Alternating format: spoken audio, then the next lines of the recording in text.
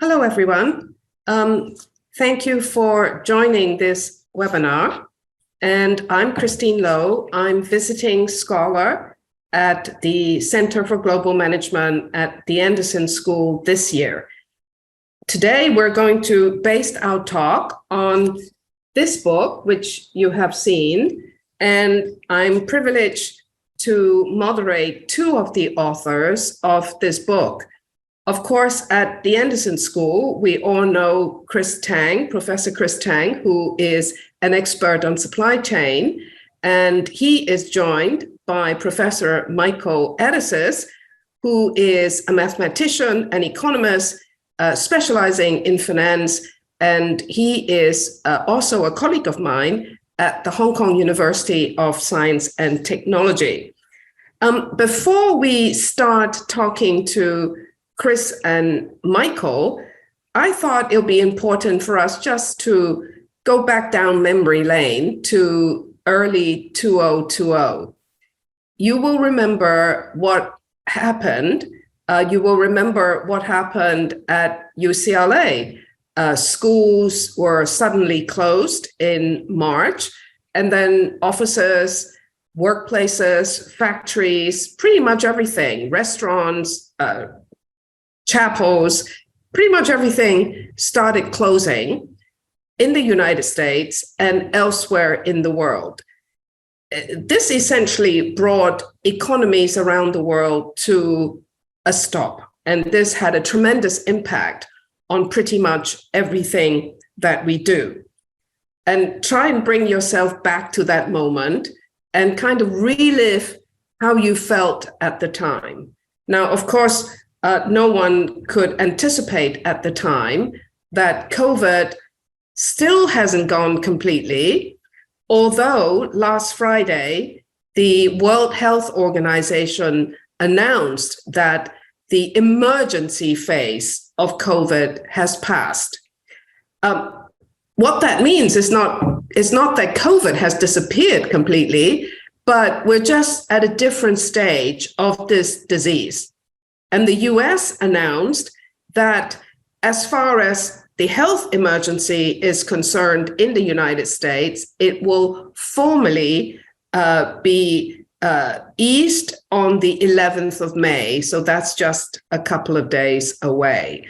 Now, of course, in the United States, it's like COVID has already passed sometime last year. So I thought what we would do today is cover two of the important chapters in the book. Chris Tang's chapter is on supply chain, and he's focused on talking about using PPE as the poster child, because you will all remember what happened with PPE. And Michael, his chapter actually he's contributed two chapters, but one of the chapters focuses on the global economy. So I think let me go to Michael first. Michael, perhaps you can bring us back to the time, give us a flavor of what happened then. As economies shut down all over the world, one of the things that governments did was start pumping money into their systems. Bring us back to that moment.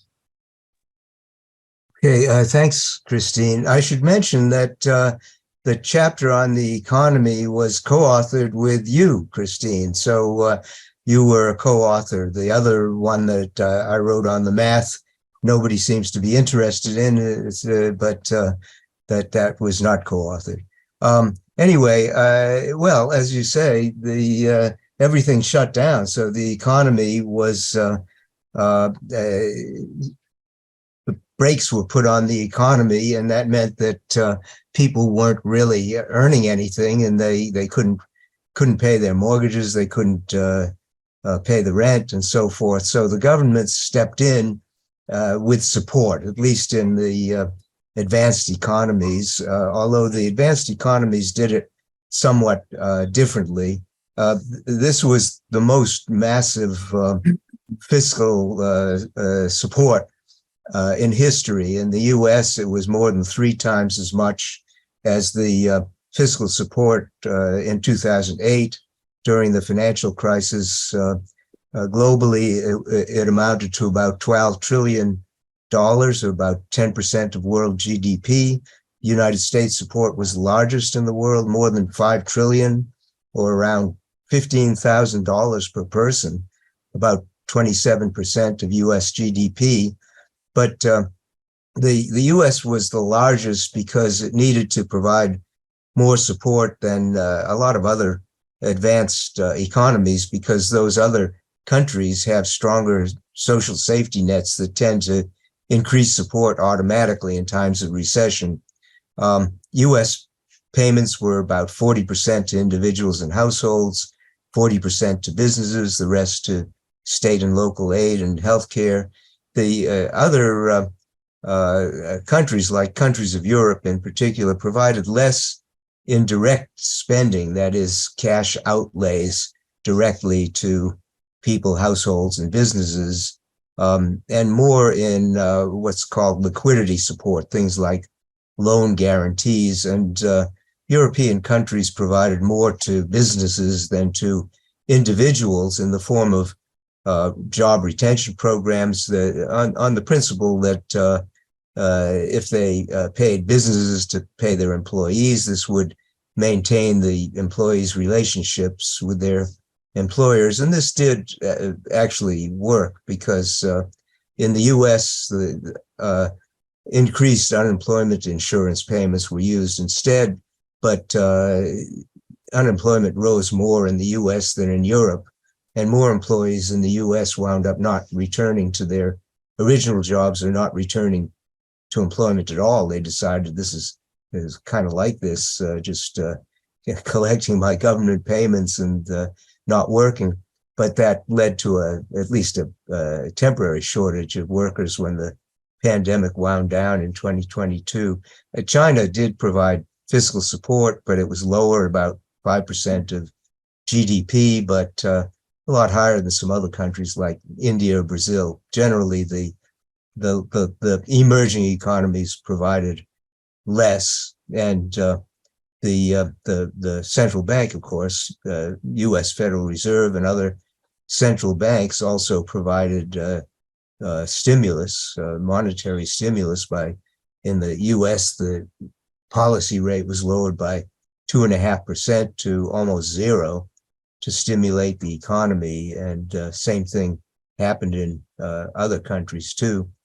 So, yeah, I thought, Michael, that one of the things that we pointed out in our chapter is not only that this was a huge stimulus that hadn't happened at that scale before, but also that, it was to mobilize people to stay home, because usually, funds are provided for activity, whereas in this particular case, it's really to demobilize people so that they could stay home. Now, Chris, let me turn to you. Perhaps you can remind us that whilst everybody had wound down and were staying home, hospitals and clinics were especially important because people were getting sick.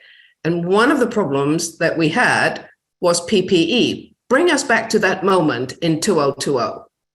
Well, thank you, Christine. Before I answer your question, let me just maybe add a couple of remarks about Michael's comments earlier.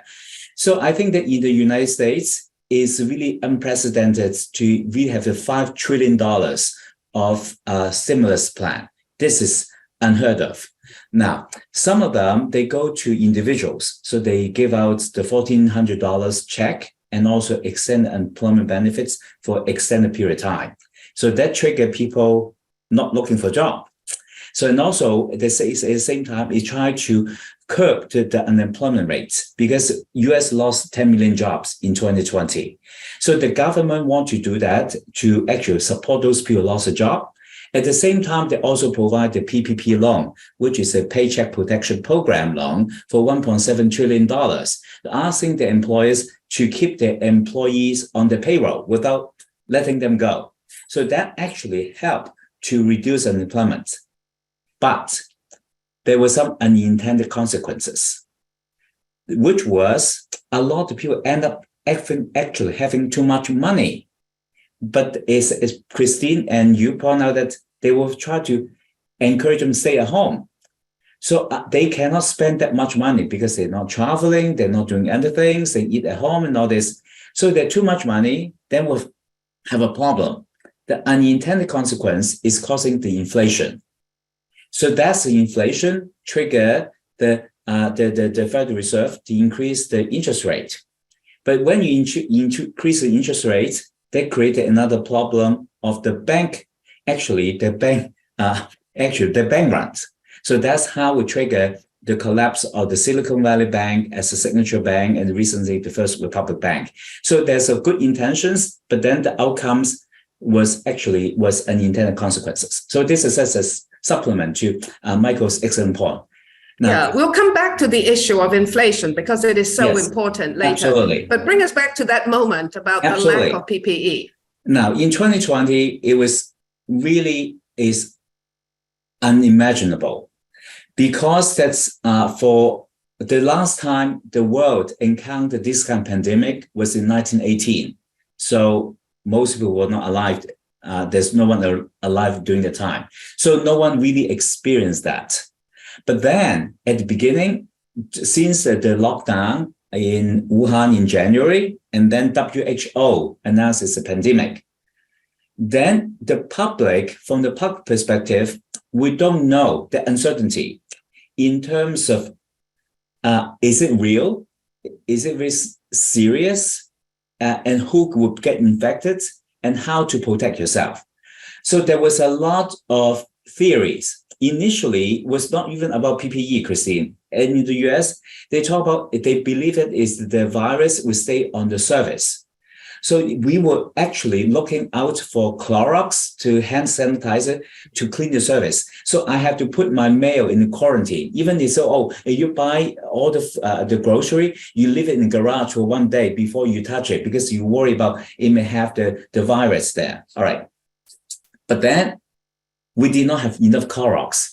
We did not have enough hand sanitizer because, well, we'll come back to that. Then later on, it is not the surface. It is airborne. So now you need to wear mask. Then there's a problem. No mask. Why? We'll come back to that. But then the question, people are looking for masks, but then Americans have not been used, it was not used to wearing mask. The mask wearing is really starting in Asia, right? During SARS, a lot of Asians were exposed to mask wearing habits. Then Americans, they did not know how to wear masks, and also they don't like to wear masks because it's not comfortable. And then also the health officials at the time, they said, it's not effective. You don't need to wear a mask. So therefore, Christine, you and I co-wrote a piece about in terms of wearing masks that could have saved some lives. All right. So we did that. Then later on, people said willing to wear masks, but then there were no masks. Masks, like this kind of surgical mask, N95 mask can protect you, and also shield. We also have to teach in a shield. All stock out. Then everyone was panicky. Then they said, what can we do? Then that is actually manifested to the anger towards the US government and anger towards China for not producing enough masks. That actually trigger many other things that we can continue to discuss later on. Okay, yes, of course, it was a very trying situation because I think the health professionals, doctors and nurses, who were trying to obviously help ill patients, that they were unable all over the world, at the early phase, they were unable to have protected gear. Well, Mike, let me come back to you because Chris already kind of described some of the consequences of these relief packages. Perhaps you can say a little bit here. Chris already brought up the issue of inflation. Tell us about why these things were part of the consequences. Yes. Well, as Chris said, the people had to stay at home. They really couldn't go out and interact much, but they were being paid a lot. In some cases, the people were being paid by the government more than they were earning before the pandemic. But they couldn't spend it because they couldn't go out, they couldn't go take a trip. So the U.S. saving rate increased enormously from 8% in 2019 to 32% in 2020. And there were some other interesting results. And there's kind of a thread here that maybe I'll take up in future questions. But there was a very big increase in the purchase of digital devices, since many people and school children could only work online. 29% of broadband users did something to improve their home internet connection, which meant the purchase of additional digital equipment. In 2020, shipments of mobile PCs to America's schools were up 28% over 2019. This was paid for by the $190 billion in federal subsidies for elementary and secondary education. And of course, there were, it's an ill wind that does nobody good. So there were some companies that did very well from this. The stock price of Zoom, the company that provides video conferencing software, increased by more than 700% between January and October 2020. Food delivery companies did well, and like Deliveroo and Uber Eats, and this may continue. People might decide that they kind of like being able to tap their phone and have a pizza appear at their door. So in short, spending was way down because people couldn't move around or interact with others or with commercial ventures very much. But spending on digital equipment and digital commerce was up, and savings were way up. Michael, can I just ask you, to go from 8% in the US to a saving rate of well over 30%, going up to 30%, is this kind of quite high for the US? Yes, to be honest with you, I was surprised to see that before the pandemic, the saving rate had been 8%, because I thought that's high for the US. But of course, that's an average. Right. So I'm sure that you'd find that the median savings rate was zero. The 50th percentile is probably zero. So the saving rate is skewed by the people who have enough extra to save. Right. So I think what you're really saying is, some people did extraordinarily well during the pandemic when we had to change, our lifestyles, and people suddenly had nowhere to spend money. So, we all had a lot of savings. Let's hold that thought and come back to this in a moment. Now, Chris, this thing about PPE, for sophisticated countries like the US, aren't we supposed to have stockpiles where at least, some emergency where you need PPE, that there could be several months of supply? Very good, Christine. Actually, United States has a very good system put in place. It is called Strategic National Stockpile. So this is starting actually after the Second World War. The idea is that the United States, the Health and Human Services, would put different stockpile of masks, ventilation, thermometers, water, and other protective gear in case some emergencies occur in different locations. So the amount and also the location, they are secure and secretive. Most people do not know that. They know where this was being held. So this has been put in place for a long time. But they need to rotate the stock because some of this product could become obsolete.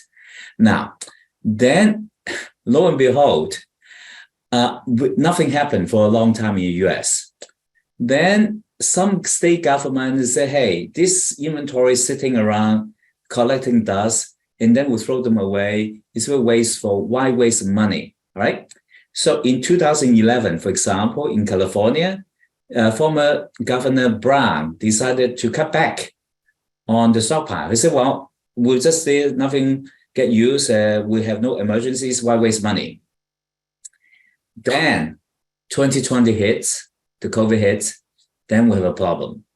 So now everyone really tap into the inventory pool.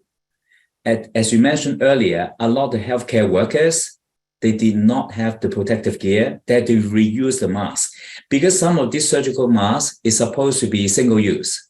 You use it once, you throw away, but then they don't have enough. They have to reuse again. So in that case, the property to protect them is much more limited. And also bear in mind, this is not N95 mask. The surgical mask has holes. When you put it in, there's still gaps. So some of the virus can get in. Unless you do N95 mask, but N95 mask was not available at the time. So a lot of healthcare workers, actually, they infected and many of them pass away because the original strain, the virus, turned out to be quite lethal, the Alpha and then the Delta. Later on, the Omicron is less fatal. All right. Then they realized that the US realized that a lot of the PPE and the stockpile, they were obsolete because no one was monitoring it, no one was checking it, and no one really cared because it never got used. So that is really a wake-up call. So that means that we are not prepared for that. That's point number one. Point number two is that US actually over years of globalization, of outsourcing, so we rely a lot of imports from other countries because the belief in the frictionless global trade would save us. But then this one, it was not anticipated is a global crisis.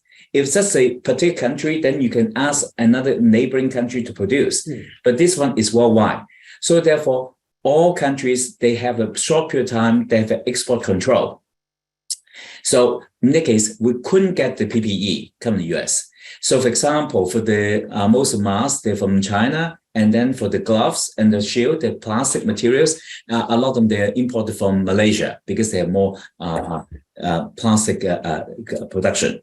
Then that's the third one is also, as I want to point out that this US also lack the manufacturing capabilities because after decades of outsourcing, so the manufacturing capability has hollowed out. So all of a sudden you want to produce a product, it's not that easy.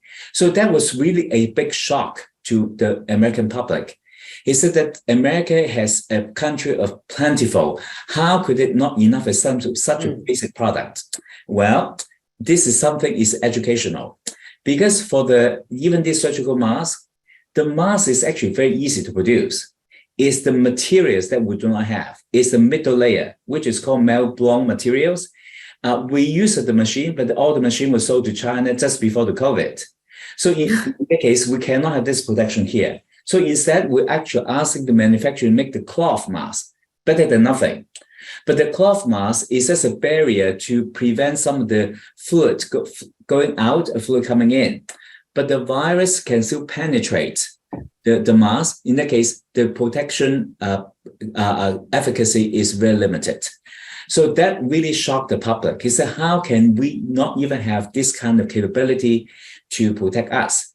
That really changed the entire dynamics about globalization, about the reshoring, and also in terms of how to create a resilient supply chain for the American public. Right. So I think we've touched on two really important issues that I'd like to, I'd like both of you to expand on. One is about inflation, because of course we still have high inflation in the US and elsewhere.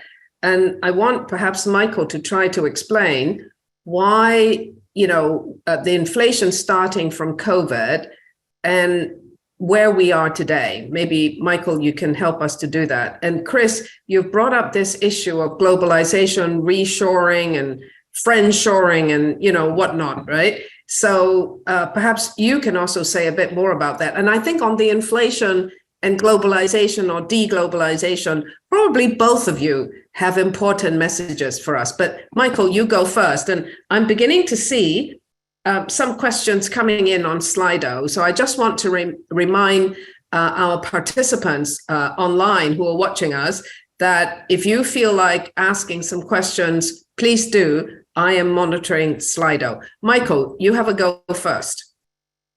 Okay. Well, there were some economists were warning that the big fiscal stimulus and the easy monetary policy would lead to inflation later. And of course, they were right, but only partly, because there were a lot of other reasons for inflation. In fact, one academic study by correlating fiscal stimuli across countries and inflation rates across countries, they estimated that fiscal stimulus accounted for 2.6% of the increased inflation, but core inflation increased by about 5.5% by 2022, 2023 in advanced economies. But I think, you know, a good way to illustrate what caused inflation is with one anecdote. And it's an interesting anecdote because it weaves together several themes, and that is, why did the price of used cars increase by 37% from February 2021 to August 2022? I mean, suddenly this was in the news. The price of used cars was just skyrocketing. So why was that? It was because of a number of causes, but they all had to do with the pandemic. So first of all, people were housebound. So as mentioned before, there was an increase in demand for microchips, for digital devices. But there were also, as Chris says, suddenly people assumed that globalization meant frictionless trade. But suddenly the pandemic introduces friction. And there were supply chain interruptions and slowdowns in chip delivery because of the pandemic. So there was a chip shortage. Well, we suddenly discovered that a new automobile requires as many as 1,000 chips. Some estimates are 3,000 chips. I mean, we didn't quite realize how much all modern technology uses these microchips. So there was a backup in supply of new automobiles because of the chip shortage. But people were emerging out of lockdown in 2022, and they had all this money saved up, and they wanted to go somewhere. They wanted to drive, and a lot of them wanted a new car, but there was a wait for a new car. They were in short supply. So they decided they're going to settle for a used car, and that drove the price of used cars sky high. And then, of course, the war in Ukraine and the resulting energy and food price increases added to all of this. But now the central banks are trying to put the brakes on this, and it is generally believed that inflation is starting to abate a bit, and the statistics seem to show that. Okay, thank you. And Chris, would you like to add something to the inflation and also something about globalization? Sure. Well, I think that Michael really puts really the situation into really a sharp focus.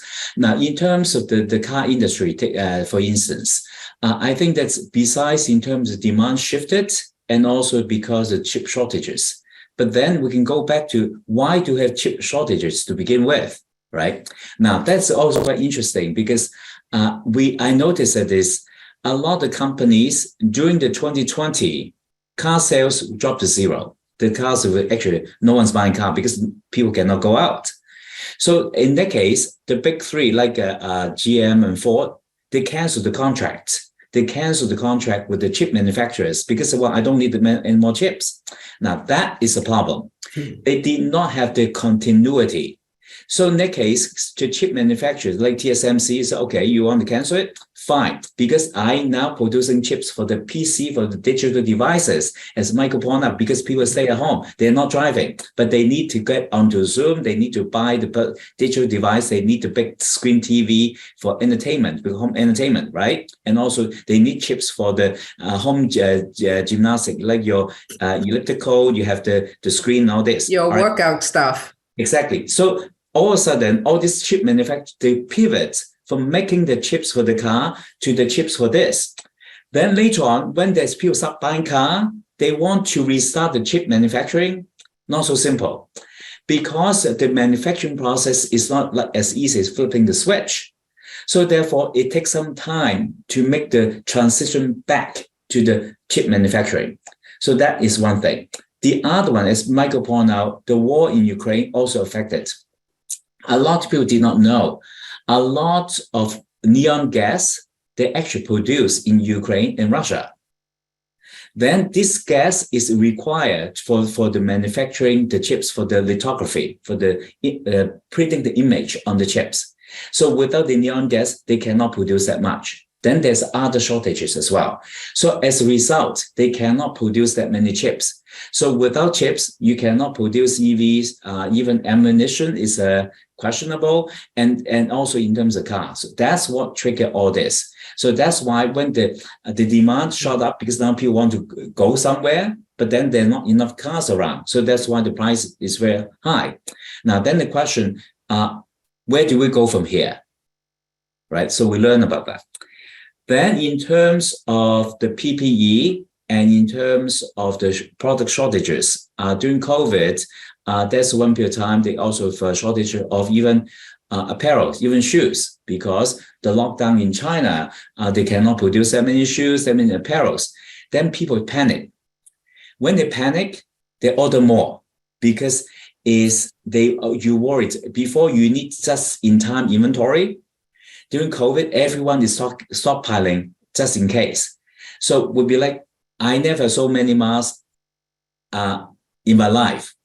I have a stock of masks that I hope I never need to use all of them for the rest of my life. But everyone was stockpiling.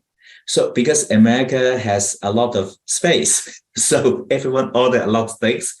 So now all of a sudden, everyone has so many things that create another problem. There's a huge tsunami. That's why in 2021, we see the port was congested with 100 container ship waiting because everyone's coming, everyone's ordering. But then now the demand is not there anymore because people stockpile enough. They're not buying. So retail sales went down this year because people now, they don't want to buy more computers because they're staring at the screen for 3 years. They're tired of Zoom. That's why we're delighted to have some participants joining us this evening. They want to go out. They want to travel. They want to experience the normal life, right? So all of a sudden, the demand for all these digital devices plummeted. So now we have another problem. So the port is very empty. I visited there. There's not a single ship in March. Now they need to figure out what to do because there are a lot of idle time. All right. So all of a sudden, everything really flipped like a pendulum, swing back and forth, right? Now, for the PPE, now they really need to think, because during the COVID, they blame China not shipping enough masks, because at that time, China also need a mask. So there's one period of time, but then they restarted all this again. But then Americans actually do, because of the disruption, it really stoked the fear. He said, oh my God, we cannot depend on China because when there's a crisis, no one is going to save us. We need to save ourselves. So I think that triggered the idea about reshoring, right? But then how to do it, that is questionable. Because Biden actually had a lot of plan to build a resilient supply chain for the United States in 4 areas. In the chip manufacturing, in terms of medical products, pharmaceuticals, and EV. Now, each one of them is going to be a challenge. It looks good on paper. You throw the money, throw billions, like a chip manufacturer, $50 billion. But a lot of experts in this industry is that this is only the tip of the iceberg. Because it's not only just a factory like Intel to make the chips. You need many other technology, many other equipment to do that. So in that case, you need to build and bring the entire supply chain, the ecosystem back in the United States. It has not happened yet. Even for the PPE, for the mask, United States actually stopped producing the PPE in 2020 because there's a shortage. But the demand was short-lived. The demand went to the roof, but then when China opened up, it went down. The cost of producing the mask in the US is 10 times higher. Then when China's product is similar for the basic commodities, then all this there are 49 manufacturers making the mask in the US, N95 mask and surgical mask. When China start exporting again, over 20 of them, they have to declare bankruptcy because there's not cost competitive. Now, so in that case, there's a cost issues, there's also capability issues. So now I think that they need to rethink how to make the reshoring or nearshoring, this kind of idea work. So they realize that this actually is not that simple. Chris, I think we have a question for you from Kwan. Now, the question is the threat of increasing production capacity enough for established companies to move rapidly increase production to pre-pandemic levels? What do you think of that? For the US, not so simple. Now, take the PPE, for instance, all right? In terms of the increasing the production capacity to establish companies, increase production, well, for the pre-pandemic level, US is not producing that many products. Even in the car industry, Mexico is producing more cars for the American markets than the American factories, right? So even in the pre-pandemic, we're not producing more. So right now, what the Biden administration is trying to increase the manufacturing even way before the pandemic to hopefully go back to the 80s level. Now, but that one is a major problem because right now in the US, we don't even have people to work, as Michael pointed out. So even if we bring the manufacturing back in the United States, where do we find people? That's point number one. Even you get enough people, where do you get the materials? You still need to get the materials. It's not just the final assembly. You still need all these equipments, all this training. So therefore, I think that we need to come up with the different systems. Now, for Biden's administrations, they're thinking about stockpiling.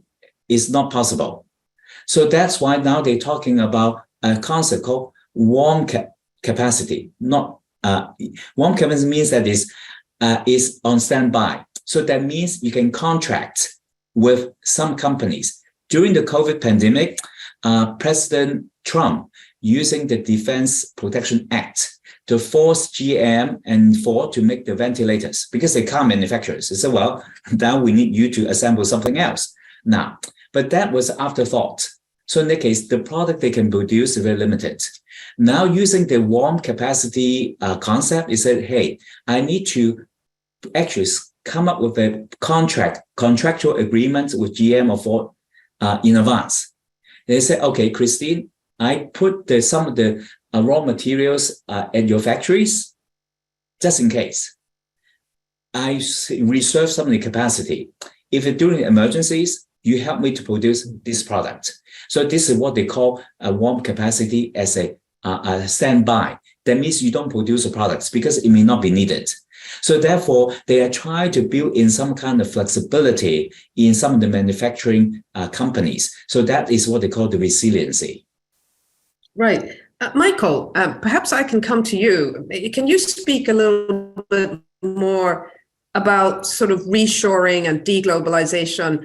I mean, are these terms accurate, or should we be using other terms? Or how do you see, trade being affected? First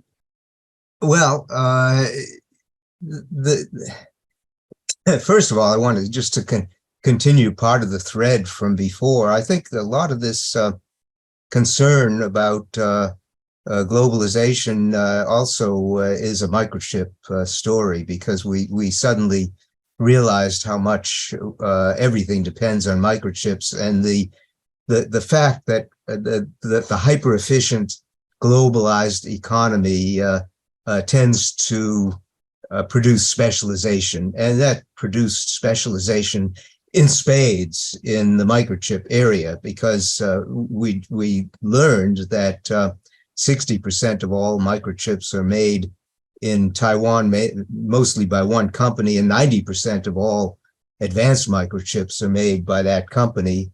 And Taiwan, so suddenly Taiwan becomes an area of concern, and microchips become an area of concern. So we're trying to bring that back into the US by having TSMC, that company, put a factory in Arizona. I don't know if this is going to work because US workers demand higher salaries. They may not be as efficient as Chinese in some ways. I think what the deglobalization is leading to is moving some of the supply chain out of China into other countries that are still low labor costs. And China is actually doing this themselves. So some Chinese companies are putting manufacturing in Mexico, in Vietnam. So I think there's going to be a rise in what's called the global south, the emerging economies that we don't hear about that much, even though they comprise probably the majority of the world's population. But they don't figure prominently in what's called the global order.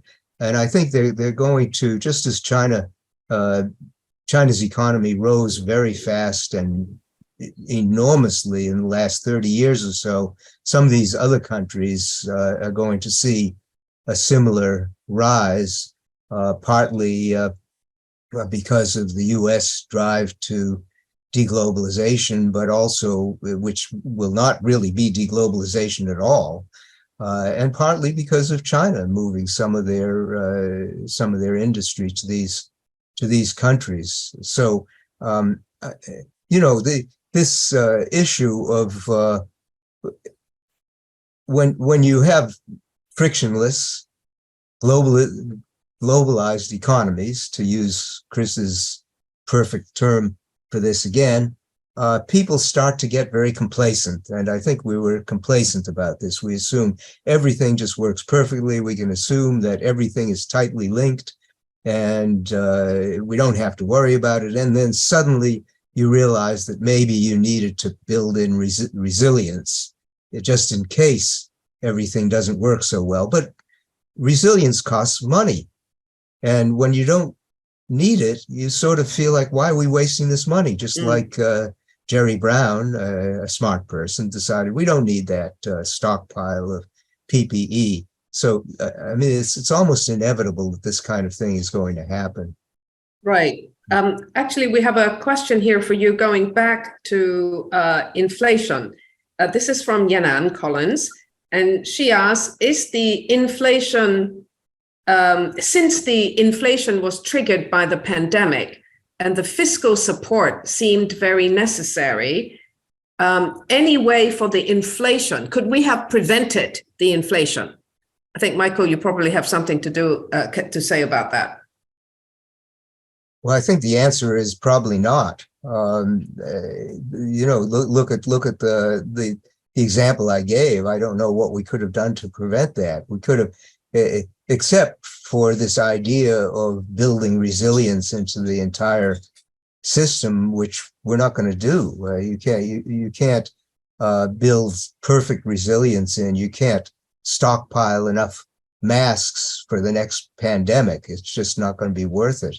So, I mean, when a shock like this comes along, I think there's probably no way you could have prevented it. So that's my answer. Some inflation was bound to be the result. Right.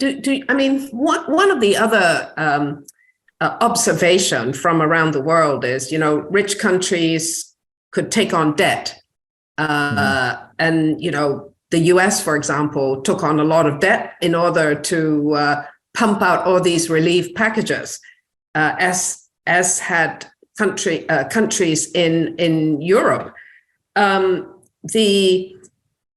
of the observations is that the people who needed it most it's hard to identify them, and people who perhaps didn't need so much help also got the same amount. Is there any way one could deal with that? Or, Michael, as you said, if you're going to give people money and you need to give it to them really fast, there really isn't any way to have a better system.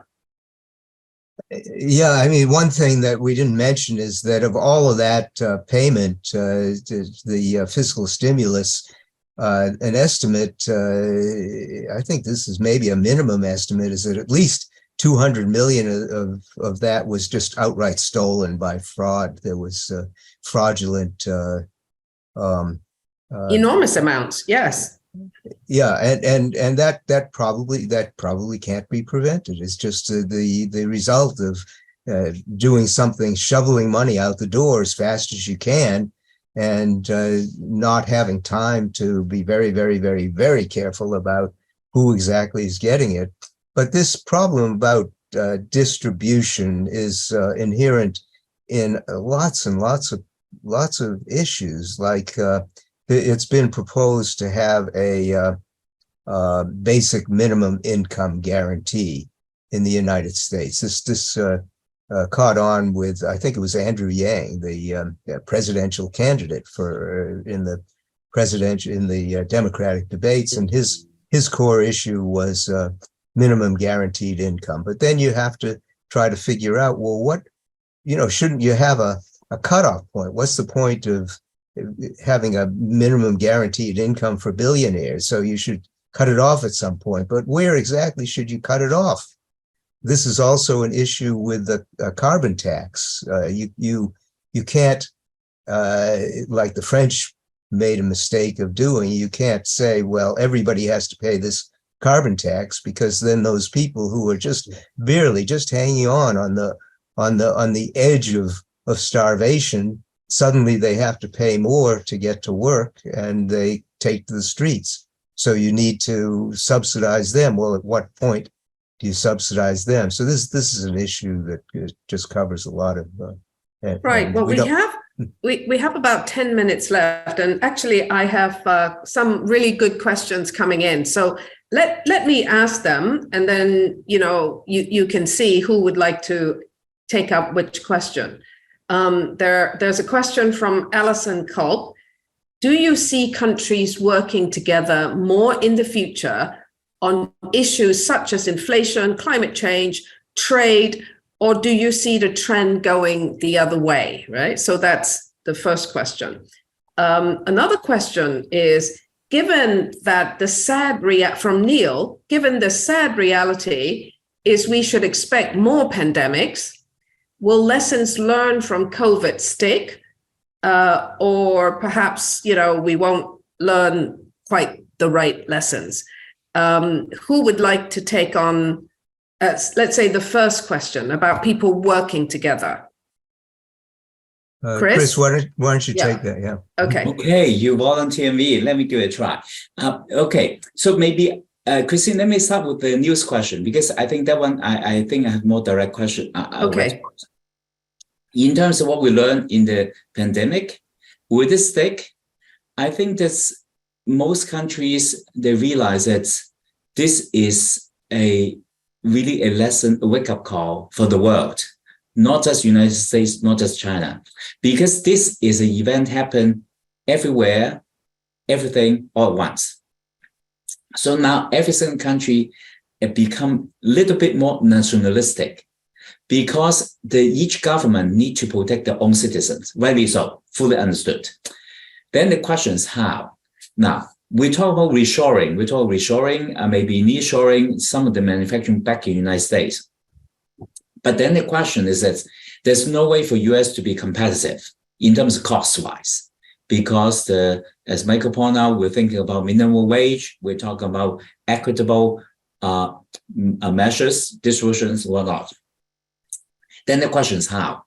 So I was on the committee on the panel discussion with the National Academy of Science, and that is sponsored by the CDC. They want to have the scientists and business professors like myself to discuss how can we make a viable alternative to produce the mask in the United States. So one idea I learned from some of my friends from Hong Kong who produce the mask during COVID. One is Margie Yang, was on our show before. The other is Edwin K, also on our show before. So they both companies, they make the reusable mask.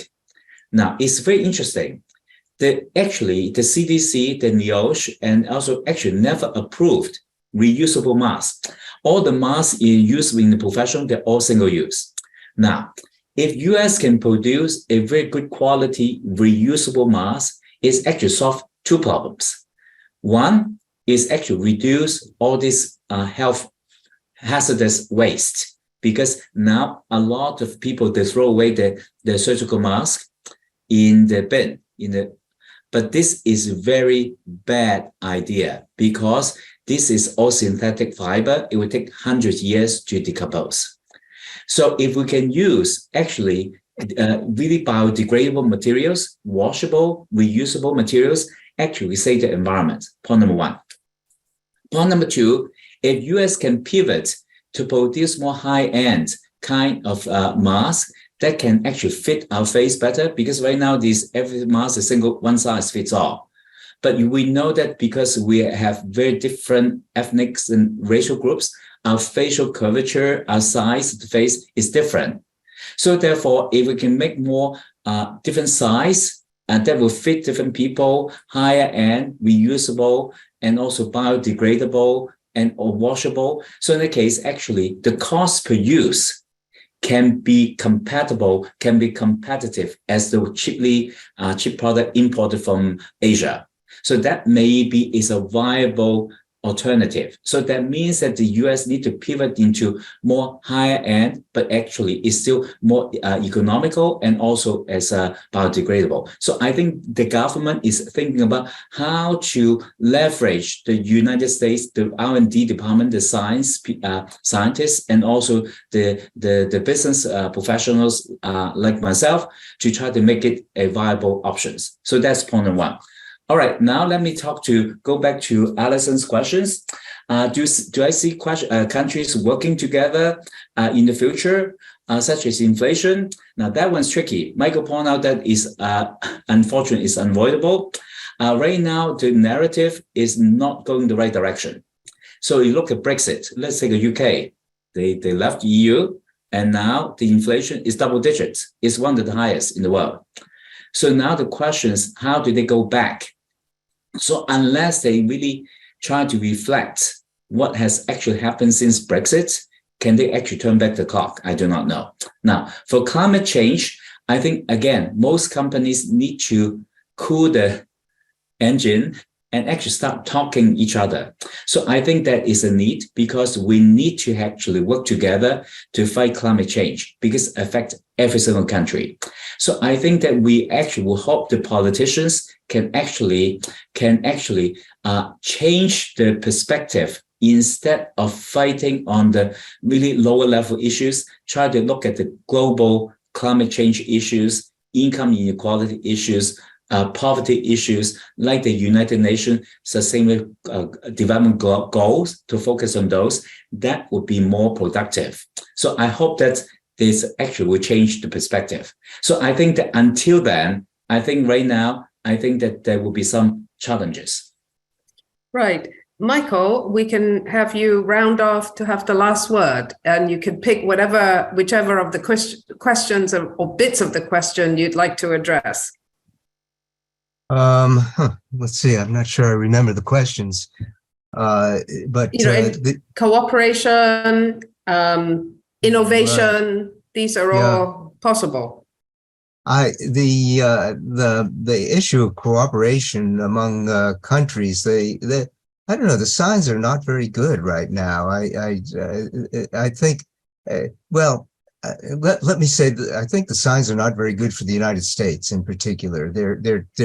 I mentioned the global South. There does seem to be more communication among countries of the global South than there was, but the United States, I think, is not including itself as much as it should in these kinds of discussions. So for the United States to participate in discussions with the rest of the world, I think the signs are not as good as I would like. But there are some signs that among countries in the rest of the world there is some increase in communication and cooperation. So that's my not perhaps not very optimistic. Slightly optimistic view. yeah. I mean, it depends on your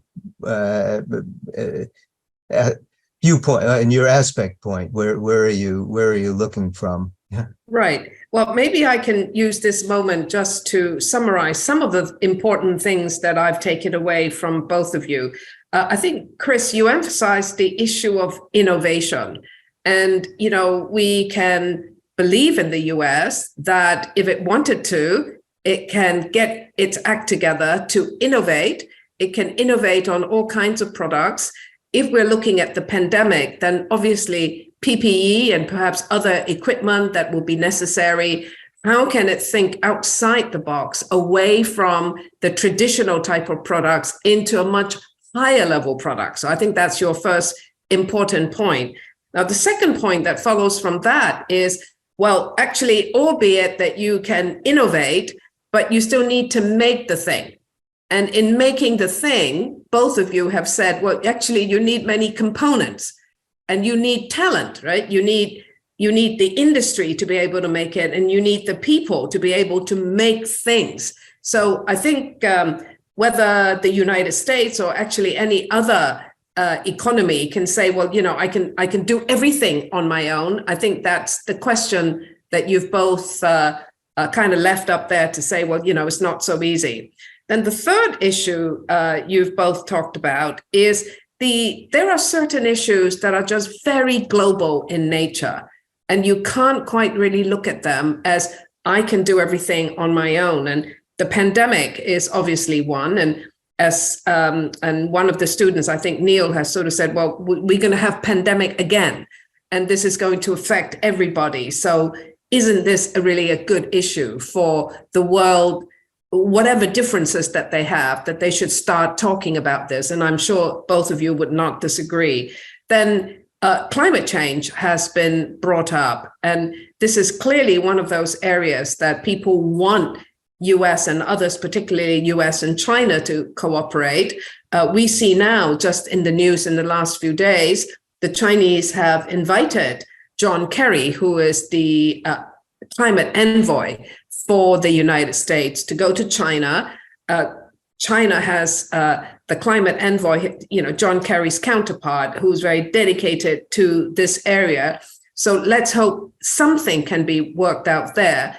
And I think, whilst the two of you didn't mention this as a specific example, but I think you will not disagree, again, something like solar panels, where the majority of the solar panels are made in China, and whether the United States is willing to continue to import large quantities of solar panel, because actually it is a critical product to decarbonization in the US. So hopefully they can work something out.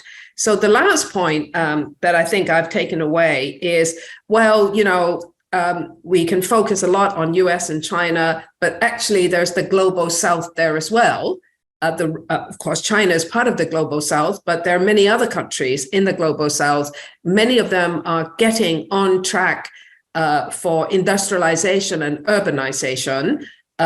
They would like to have a bigger slice of the pie in terms of their development, and perhaps something will also be developing there. And, I think whilst we are not crystal ball gazers, we can perhaps anticipate that this is a good area for us to observe going forward.